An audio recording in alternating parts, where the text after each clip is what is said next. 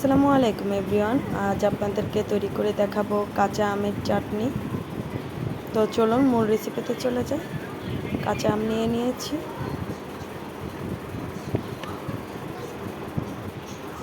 খোসা ছাড়িয়ে নিয়েছি,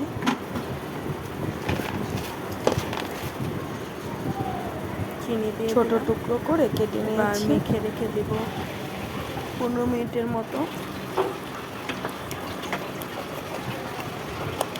পানি উঠে গেছে চিনি দিয়ে। একটা ফ্রাই প্যানে দিয়ে দিলাম আম। এবার দিয়ে দিলাম স্বাদ অনুযায়ী লবণ। আমটা গলে এসেছে।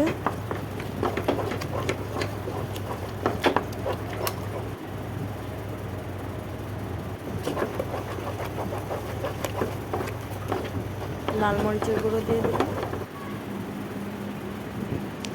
সিরকা দিয়ে দিলাম।